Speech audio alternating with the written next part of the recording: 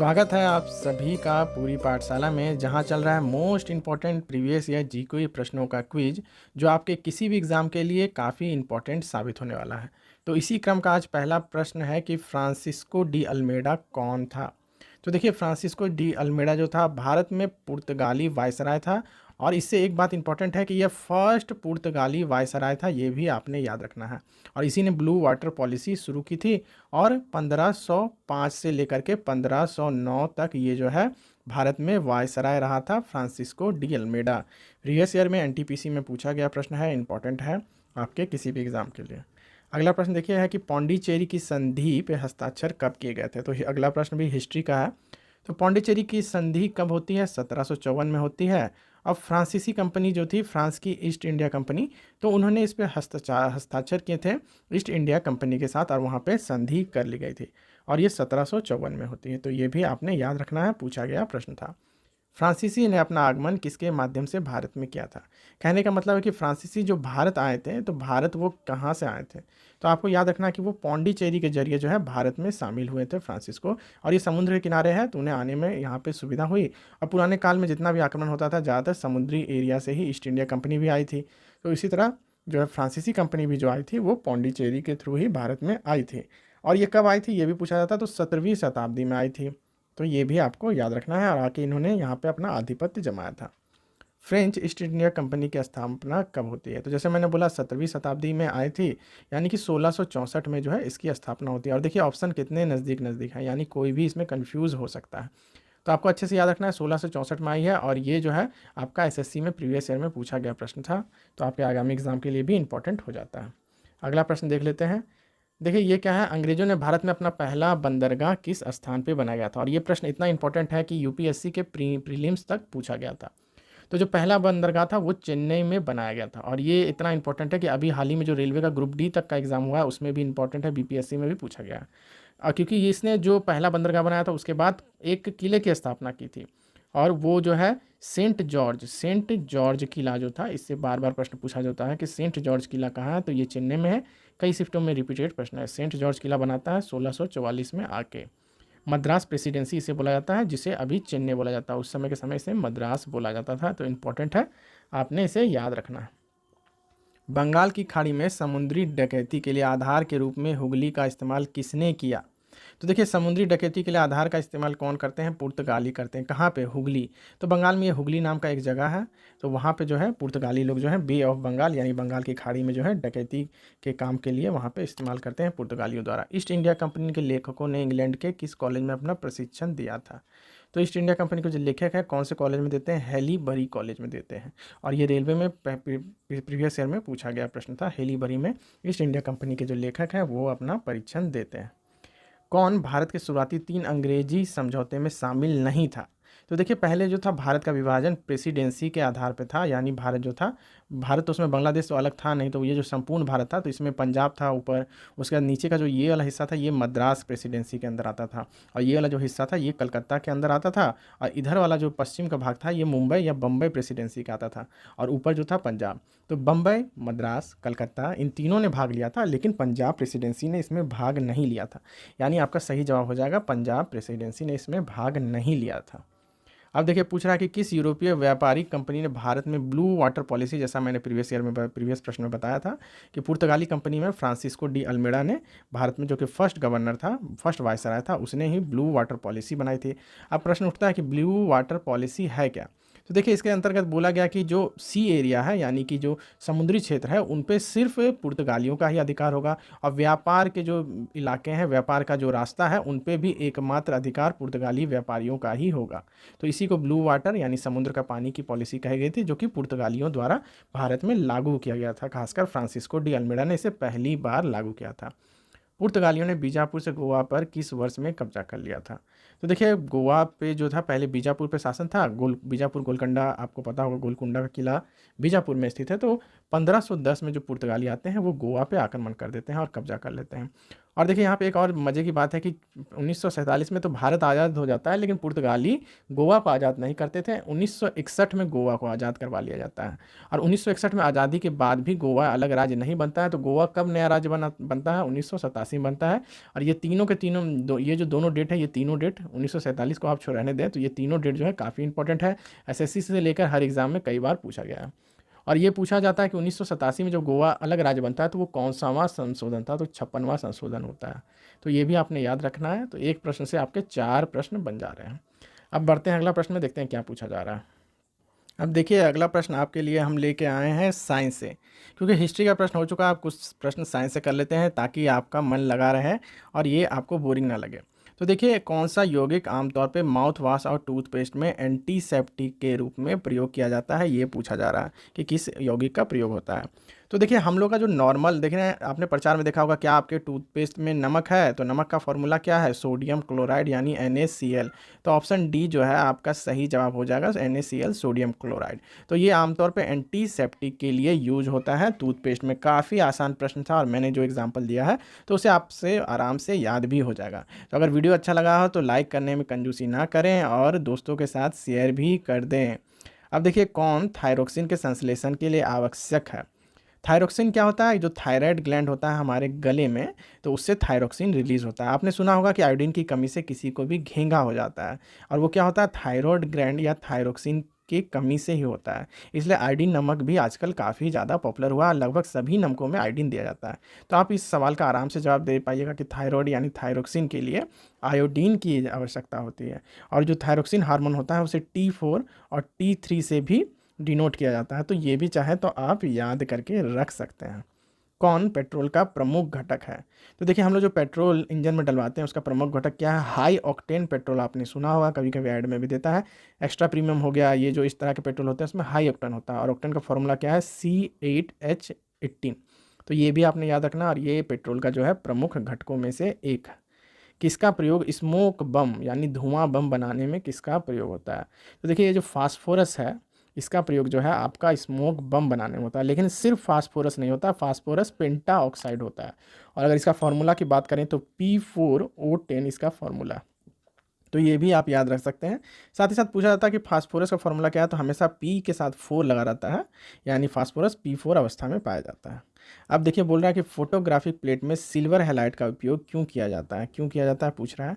तो देखिए जो सिल्वर हैलाइड है इसके बारे में थोड़ा समझे कि ये एक पत्ती है सिल्वर हैलाइड की। तो जब इस पर प्रकाश पड़ता है तो जहाँ प्रकाश पड़ता है वो कम होने लगती है सिल्वर हैलाइड, यानी कि प्रकाश से ये कम हो जाती है। इसलिए सिल्वर हैलाइड का फोटोग्राफिक प्लेटों में प्रयोग किया जाता है।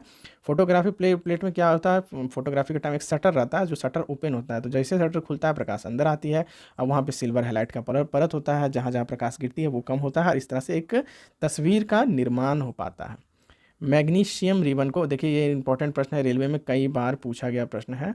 और यहाँ मैंने जितने भी प्रश्न लिए हैं सारे के सारे ही इंपॉर्टेंट हैं। और मैं जितना भी एक्स्ट्रा फैक्ट बता रहा हूँ वो कभी ना कभी किसी ना किसी एग्ज़ाम में पूछा हुआ है। तो आपको सारे के सारे पे ध्यान देना है। और आपको जब ये सारा प्रश्न आप करिएगा अच्छे से ध्यान से, तो आपको आपके आगामी एग्ज़ाम में यही प्रश्न रिपीटेड मिलेंगे। तो देखिए मैग्नीशियम रिबन कई बार का रिपीटेड प्रश्न है, कुछ जलाने से कौन सा यौगिक बनता है? तो मैग्नीशियम को जब हवा में जलाएंगे तो कौन सा बनेगा? वो जो है ऑक्सीजन के साथ जो है रिएक्ट करता है। तो उसके बाद मैग्नीशियम और ऑक्सीजन से ऑक्साइड, यानी कि मैग्नीशियम ऑक्साइड। कॉमन सेंस से भी आप चाहे तो इसका जवाब दे सकते थे। एक और प्रश्न इससे ये पूछा गया था ग्रुप डी में कि मैग्नीशियम रिबन को जलाने पे जो बनता है वो कैसा लाइट देता है? तो तेज सफ़ेद लाइट देगा। उसमें ऑप्शन था लाल लाइट, ब्लू लाइट, नहीं, तेज सफ़ेद रोशनी के साथ मैग्नीशियम रिबन जलता है और उसके बाद हवा से क्रिया करके मैग्नीशियम ऑक्साइड का निर्माण करती है। कौन सी गैस जो है बायोगैस संयंत्र में उत्पन्न नहीं होती है? तो कौन कौन सा होता है पहले ये समझ लेते हैं। तो सबसे पहले जो है आपका मीथेन नाम का जो गैस है वो बायोगैस संयंत्र में होता है, जिसका फॉर्मूला है CH4। और ये इंपॉर्टेंट है, आपने याद रखना है, फॉर्मूला पूछा जाता है मीथेन का। दूसरा गैस क्या है? कार्बन डाइऑक्साइड है। तो इसका बारे में तो आप जानते ही होंगे, कार्बन डाइऑक्साइड यानी CO2 है। और उसके बाद क्या है? हाइड्रोजन जो है सल्फाइड है, हाइड्रोजन सल्फाइड। तो इसका फॉर्मूला है H2S। तो अब क्या बच गया? देखिए H2S है, CH4 CO2 है, यानी CO कौन सा है? कार्बन मोनोऑक्साइड, एक है ना, ऑक्साइड, ऑक्सीजन एक है तो कार्बन मोनोऑक्साइड। तो कार्बन मोनोऑक्साइड नहीं पाया जाता, क्यों? क्योंकि ये एक जहरीला गैस है, और अगर बायोगैस में ये पाया जाएगा तो लोगों की मौत भी हो सकती है दम घुटने से। तो ये तो पाया ही नहीं जाएगा, क्योंकि बायोगैस का उपयोग कहाँ होता है? भोजन बनाने में भी उपयोग होता है, तो ये नहीं पाया जाता है। अच्छा, एक प्रश्न ये भी पूछा जाता है कि CO कहाँ पाया जाता है? तो आपको बता दें कि जो CO जो है, ये जो है आपके कोयला खदानों में कभी कभी पाया जाता है, जिसके कारण मजदूरों की मौत हो जाती है। साथ ही साथ जो जिन वाहनों में जो है अच्छे से ईंधन का दहन नहीं होता, अपूर्ण दहन होता है पुराने वाहनों में, तो उससे भी CO निकलता है, और फिर जिनसे ज़्यादा CO निकल जाता है वैसे वाहनों को हटा दिया जाता है और पोल्यूशन टेस्ट में फेल कर दिया जाता है। तो सारा का सारा इंपॉर्टेंट फैक्ट था, आपको अच्छे से याद रखना है, और उसके बाद में जब आप एक बार फिर से इस वीडियो को देखेंगे, रिवीजन करेंगे, तो ये आपको अच्छे से एग्ज़ाम तक में याद हो जाएगा। कैल्शियम हाइड्रोक्साइड का घोल का सामान्य नाम क्या है? तो देखिए, कैल्शियम हाइड्रोक्साइड जो है CaOH हॉल ट्वाइस, यही है कैल्शियम, और ये हाइड्रोजन और ये ऑक्साइड। तो कैल्शियम हाइड्रोक्साइड का घोल का सामान्य नाम है सिंपल सा नींबू पानी। तो हम लोग जो नींबू पानी पीते हैं उसे कैल्शियम ऑक्साइड कहते हैं। इसे मिल्क ऑफ लाइम भी कहा जाता है, किसे? कैल्शियम हाइड्रोक्साइड को। तो ये भी आप याद रखिएगा। विल्हम रॉटजन ने किसका आविष्कार किया था? तो देखिए, यहाँ आप रॉटजन शब्द पे ध्यान दीजिए। रॉटजन से क्या बन रहा है? रे। एक्स-रे का आविष्कार किसने किया? रॉटजन ने। तो एक्स-रे मशीन का भी इसी ने आविष्कार किया। अगर आपसे पूछ ले कि एक्स-रे का किसने खोज किया, तो उसने वो भी रॉटजन ने ही उसका खोज किया था, और उसने ही इसका वेवलेंथ का जो है, इसका रेंज जो है पता किया था कि इसका वेवलेंथ का जो है रेंज कितना है, एक्स-रे का फ्रीक्वेंसी कितनी है एक्स-रे की। देखिए, पूछ रहा है कि लोहा किससे प्राप्त होता है? तो लोहा का अयस्क का नाम पूछा जा रहा है, सिंपल भाषा में कहें तो कौन सा है? आप सभी को पता होगा, हेमेटाइट। और हेमेटाइट का फॉर्मूला भी पूछा जाता है, तो Fe2O3। और एक परीक्षा में ये पूछा गया कि इसका रंग कैसा होता है, तो इसका लाल भूरे रंग का पदार्थ है। बंगाल के इलाकों में, छत्तीसगढ़ में, रानीगंज ऐसा जैसा जो एरिया है, यहाँ पे झारखंड में, यहाँ पे जो है हेमेटाइट बहुत बड़ी मात्रा में पाया जाता है। और यहाँ पे आप देखिए कि मिट्टी, अगर आप इन इलाकों में गए हैं तो मिट्टी का जो रंग है वो थोड़ा लाल भूरे रंग का होता है, और उन्हीं से ही हेमेटाइट के जरिए लोहे को निकाला जाता है। अगला प्रश्न देखते हैं क्या। अब देखिए, केमिस्ट्री के प्रश्न को करने के बाद अगला प्रश्न जो है फिजिक्स से लिया गया है, और वो भी सारा का सारा प्रीवियस ईयर में पूछा गया। तो पूछ रहा है फोटोवोल्टाइक सेल का संबंध किससे है? तो आप सिंपल समझ सकते हैं, फोटो यानी कि प्रकाश, वोल्टाइक यानी प्रकाश के जानने पे जो वोल्ट बन जाए, वैसा सेल का संबंध किससे है? तो सौर ऊर्जा है, यानी कि सौर ऊर्जा, सोलर पैनल के बारे में बात हो रही है। एक प्रश्न और पूछा जाता है कि फोटो इलेक्ट्रिक इफेक्ट की खोज किसने की थी? फोटो इलेक्ट्रिक इफेक्ट, और उसी के बाद तो फिर आपका फोटोवोल्टाइक सेल का खोज होता है। तो इसको किसने की थी? अल्बर्ट आइंस्टाइन ने। और इसी के लिए इन्हें जो है नोबेल पुरस्कार दिया गया था। किन्हें? आइंस्टाइन को। कब की थी? 1905 में की थी, और इसी के लिए इन्हें नोबेल पुरस्कार भी दिया गया। तो ये इंपॉर्टेंट था, आप याद रखिएगा आपके एग्जाम के लिए। अब देखिए, पूछ रहा है एक सुपर कंडक्टर द्वारा प्राप्त उच्चतम तापमान कितना है?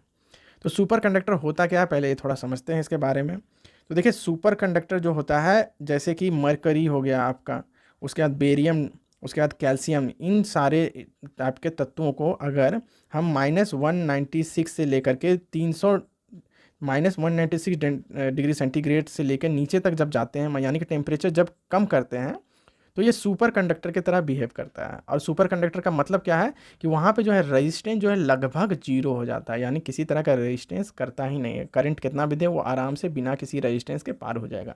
तो इसे ही सुपर कंडक्टर कहते हैं। थ्योरी समझना जरूरी है ताकि आप एग्जाम तक इसे ना भूल पाएँ।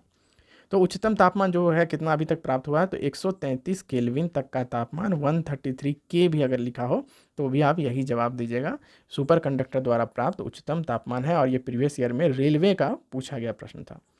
डेसिबल इकाई का उपयोग क्या मापने में किया जाता है? देखिए, कई बार रिपीट हुआ है, बिहार में हो, चाहे आप MP से हो, चाहे गुजरात या राजस्थान से।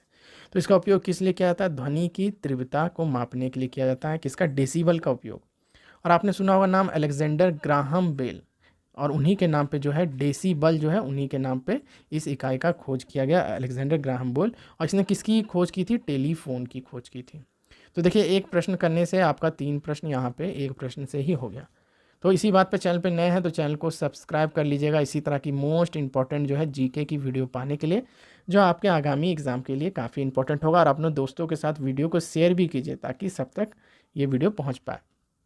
पृथ्वी का पलायन वेग कई एग्जाम में रिपीटेड प्रश्न है, तो कितना है 11.2 किलोमीटर पर सेकंड है। इसका मतलब क्या है कि अगर हम 11.2 किलोमीटर पर सेकंड की स्पीड या उससे ज़्यादा स्पीड से कोई चीज़ को अगर पृथ्वी से फेंक देते हैं तो वापस वो पृथ्वी पे घूम के नहीं आएगा, यानी कि पृथ्वी के जो आसपास वक्र में वो नहीं घूमेगा, कक्षा से बाहर निकल जाएगा। एक एग्जाम में जो है ये एग्जैक्ट अमाउंट पूछा गया था, तो वो क्या है 11.186 किलोमीटर पर सेकंड है, जिसे हम रफली 11.2 जो है ले लेते हैं, लेकिन है कितना 11.186। और इसको एस्केप वेलोसिटी यानी कि पलायन वेग बोला जाता है। अगर आपके एग्जाम में एस्केप वेलोसिटी भी पूछा जाए तो भी आप यही जवाब दीजिएगा। 1 नैनोमीटर कितना होता है? तो नैनो सुन के आपको क्या लग रहा है? नैनोमीटर। तो 1 नैनोमीटर कितना? नैनो मतलब 9, तो यहाँ मीटर में अगर पूछा तो 1 नैनोमीटर कितना होता है? 1 × 10⁻⁹ ये हो गया नैनोमीटर। लेकिन यहाँ देख रहे हैं आप किसी ऑप्शन में जो है सारा सेंटीमीटर में दिया हुआ, मीटर में नहीं है। तो आपको पता होगा कि 1 मीटर में कितने सेंटीमीटर होते हैं? 100 सेंटीमीटर। यानी कि जो है यहाँ पे आप 1 × 10⁻⁷ करते हैं तो यहाँ पे सेंटीमीटर हो जाता है, यानी आपका ऑप्शन बी सही जवाब हो जाएगा। अब आप बोलिएगा कि यहाँ पे तो जीरो बढ़ना चाहिए था, क्योंकि यहाँ मीटर से सेंटीमीटर में हो गया, जीरो बढ़ रहा है। लेकिन आप थोड़ा ध्यान दीजिए, यहाँ माइनस में है तो जीरो तो बढ़ रहा है, लेकिन जो कहाँ पे बढ़ रहा है, यहाँ पे गुना हम करें 10⁻⁹ है, यानी नीचे जो है 9 जीरो है, तो इसको जो है 100 से गुना किए तो ऊपर -7 हो गया, इसलिए कंफ्यूज नहीं हो गया। ये मैंने इसलिए बता दिया क्योंकि मेरे कई स्टूडेंट ने जब भी मैंने उन्हें पढ़ाया है तो इस चीज़ पे प्रश्न किया है कि ऐसा क्यों हो रहा है। तो ये आप अब कभी नहीं भूलेंगे, ये कॉन्सेप्ट को समझ लेंगे। तो इसलिए रटने की कोशिश मत कीजिए। जब भी आप मेरा वीडियो देखते हैं तो मैं सिर्फ रटाने में विश्वास नहीं रखता हूँ, साथ ही साथ समझाने में भी विश्वास रखता हूँ, क्योंकि ये आपको लॉन्ग टर्म तक याद होगा। निकिल कैडमियम बैटरी का प्रयोग कहाँ किया जाता है? तो देखिए, तार रहित इलेक्ट्रॉनिक उपकरण में निकिल कैडमियम बैटरी का प्रयोग हो जाता है, और इसको दोबारा रिचार्जेबल है, तो ये भी आपको याद रखना। रिचार्जेबल बैटरी जो होता है किसका होता है? Nickel cadmium battery. और इसका उपयोग इमरजेंसी लाइटन के लिए, वायरलेस टेलीफोन, कोडलेस के लिए, ऐसे के लिए उपयोग किया जाता है।